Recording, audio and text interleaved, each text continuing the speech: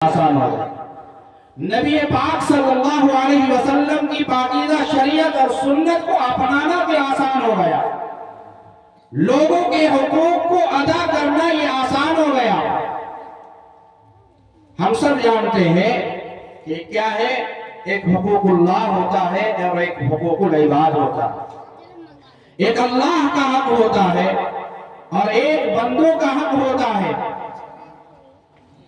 حقوق اللہ اگر ہم نے ادا نہیں کیا تو اگر اللہ تعالیٰ چاہیں گے تو معاف فرما دیں گے اور نہیں تو سزا دیں گے، لیکن حقوق العباد تو ہم سب کو ادا کرنا ہی ہے، ادا کرنا بالکل ضروری ہے۔ جب تک ہم حقوق العباد کو ادا نہیں کریں گے، ایک دوسرے کے حقوق کو نہیں پہچانیں گے، نہیں جانیں گے، تو پھر ان کے حقوق کو کیسے ادا کیا جائے؟ یہ سارے حقوق ہمیں کون بتلائے گا؟ سارے حقوق سے ہمیں آشنا کون کرے گا؟ سارے حقوق سے ہم سب نہ آشنا ہے کہ اللہ کا حق کیا ہے، صحابہ کرام کے حقوق کیا ہیں، اسی طریقے سے علماء کرام کے حقوق کیا ہیں، ماں باپ کے حقوق کیا ہیں، بیویوں کے حقوق کیا ہیں، بہنوں کے حقوق کیا ہیں، اسی طریقے سے ہمارے جو پڑوسی ہیں، چاہے وہ پڑوسی چاہے ہمارے مسلم بھائی ہو یا ہمارے غیر مسلم بھائی ہو، کوئی بھی ہو، ان تمام کے حقوق کو قرآن کریم کیا کرتا ہے؟ بتلاتا ہے۔ اب سارے کے حقوق کو ہم سب کو ادا کرنا ہے۔ جو ہمارا پڑوسی ہے اس کا بھی حقوق ادا کرنا ہے، جو ہمارا بھائی ہے اس کے بھی حقوق ادا کرنے ہیں، جو ہمارے والدین ہیں ان کے بھی حقوق ادا کرنے ہیں، اور دیگر جو ہمارے رشتہ دار ہیں، اعزاء اقربا ہیں، ان تمام کے حقوق کو ادا کرنا ہے۔ تو یہ حقوق جو ہم ادا کریں گے کیسے کریں گے اور کہاں سے سیکھ کر کریں گے؟ تو یہ سارے حقوق جو ہیں قرآن پاک میں اللہ رب العزت نے جا بجا جگہ جگہ اللہ رب العزت نے بیان فرمایا۔ اس لیے میرے محترم دوستو، ہم جس زمانے میں اور جس دور میں گزر رہے ہیں بڑا پرفتن دور ہے۔ ہر طرف برائی گناہ ہے، ہر طرف برائی ہے، جہاں بھی آپ جائیں گناہوں کے بازار گرم ہوتے، جہاں بھی آپ جائیں مسجد والے ماحول سے نکلیں گے برائی کے ماحول میں چلے جائیں گے، مدرسے والے ماحول سے نکلیں گے برائی کے ماحول میں چلے جائیں گے، چاروں طرف برائیاں ہی برائیاں پھیلی ہوئی۔ اللہ کے نبی صلی اللہ علیہ وسلم نے کیا ارشاد فرمایا کہ میرے بعد تم دو چیزوں کو لازم پکڑ لو، اگر تم نے دو چیزوں کو لازم پکڑ لیا تو تمہاری دنیا بھی بنے گی اور آخرت بھی بنے گی۔ وہ دو چیزیں کیا ہیں؟ ایک کتاب اللہ ہے اور ایک سنت رسول اللہ صلی اللہ علیہ وسلم۔ ان دو چیزوں کو تھام کر کے چلنا ہے، پکڑ کر کے چلنا ہے، اپنی زندگی میں ان دو چیزوں کو لانا ہے، ایک کتاب اللہ کو لانا ہے اور ایک سنت رسول اللہ کو لانا ہے۔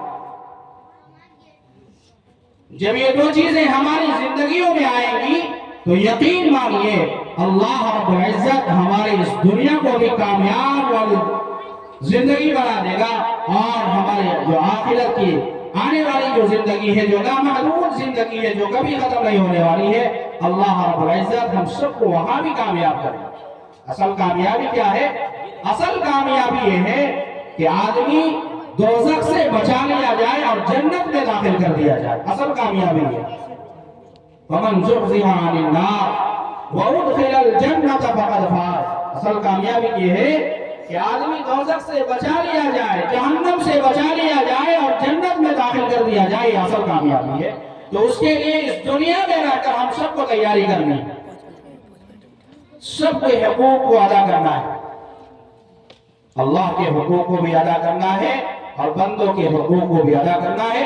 اور حقوق کو ادا کرنے کے لیے سب سے پہلے ضرورت جو پڑتی ہے وہ سیکھنے کی ضرورت پڑتی ہے، تعلیم کی ضرورت پڑتی ہے، قرآن کو سیکھنے کی ضرورت پڑتی ہے، حدیث کو سیکھنے کی ضرورت پڑتی ہے۔ الحمدللہ ہمارے اس مدرسے خادم الاسلام میں ایک بچے نے حفظ قرآن مکمل کیا ہے، بہت خوشی کی بات ہے، کتنی خوشی کی بات ہے۔ کل قیامت کے دن کے والدین کو سورج اور چاند سے زیادہ چمکتا ہوا تاج پہنایا جائے گا، کتنی بڑی خوشی کی بات ہے، کتنی فخر کی بات ہے۔ جب ان کے والدین کے ساتھ یہ معاملہ کیا جائے گا تو خود پڑھنے والے کا عالم کیا ہوگا، ہم سب اندازہ لگا سکتے ہیں۔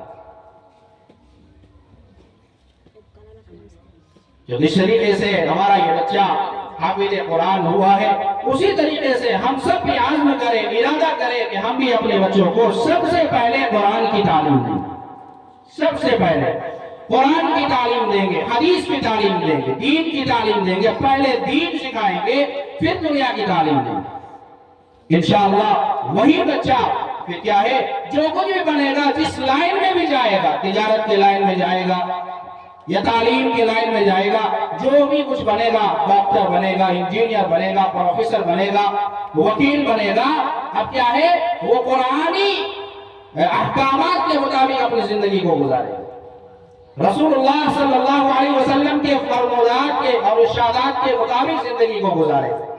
اس لیے تعلیم یہ بہت ضروری ہے، بہت ضروری ہے، اور سب سے بہتر تعلیم جو ہے وہ قرآن کی تعلیم ہے۔ اللہ کے نبی صلی اللہ علیہ وسلم نے ارشاد فرمایا، خیرکم من تعلم القرآن وعلمہ، کہ تم میں سب سے بہتر وہ شخص ہے جو قرآن کو سیکھے اور سکھائے۔ یہ بہت خوشی کی بات ہے کہ الحمدللہ آج بھی یہ نظام ہمارے مدارس میں زندہ ہے۔ دعا فرمائے کہ قیامت تک یہ سلسلہ چلتا رہے، قیامت تک یہ سلسلہ چلتا رہے۔ یہ ایک ایسی کتاب ہے، اللہ رب العزت نے شروع قرآن میں کیا ارشاد فرما دیا، ذالک الکتاب لا ریب فیہ، اس کتاب کو پڑھو اور اسی کے مطابق عمل کرو، اس میں ذرہ برابر بھی شک کی گنجائش نہیں۔ ہم کیا ہے، جھوٹی خبریں پڑھتے ہیں، بیکار اور بکواس خبریں ہم سب سنتے ہیں، ان سب کے لیے ہمارے پاس ٹائم ہے۔ گھنٹوں گھنٹوں ہم کیا ہے، نیوز چینلوں کو کھول کر کے بیٹھے رہتے ہیں اور ان کی بکواس کو سنتے رہتے ہیں، گھنٹوں ہمارا وقت ضائع ہوتا ہے۔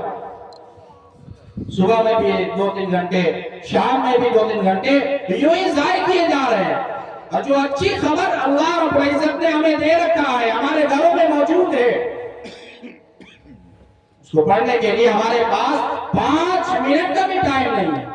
بہت ہی افسوس کی بات ہے، بہت افسوس کی بات ہے۔ اس لیے میرے محترم بزرگوں، دوستوں، ہم سب یہ معمول بنائیں گے آج سے انشاءاللہ، آج سے انشاءاللہ ہم سب یہ معمول بنائیں گے کہ قرآن کریم کا ایک رکوع ہی کم سے کم تلاوت ہے، ایک رکوع 2-3 منٹ لگے گا، اس سے کیا ہوگی، گھر میں برکت ہوگی اور بہت ساری بلائیں مصیبتیں سب دور ہو جائیں گی۔ اللہ رب العزت قرآن کی برکت سے سب کچھ دور کر دے گا۔ اس لیے اس پر فتن دور میں، فتنے کے دور میں سب سے ضروری کام یہ ہے کہ ہم کتاب اللہ اور سنت رسول اللہ صلی اللہ علیہ وسلم کو مضبوطی سے تھام لیں۔ اگر ہم ان دونوں کو مضبوطی سے تھام لیتے ہیں اور اسی کے مطابق عمل بھی کرتے ہیں تو یقین مانیے اللہ رب العزت ہماری دنیا بھی بنائے گا اور آخرت بھی بنائے گا۔ اللہ رب العزت سے دعا کریں، اللہ رب العزت ان تمام باتوں پر ہم سب کو عمل کرنے کی توفیق عطا فرمائے۔ وآخر دعوانا الحمدللہ رب العالمین۔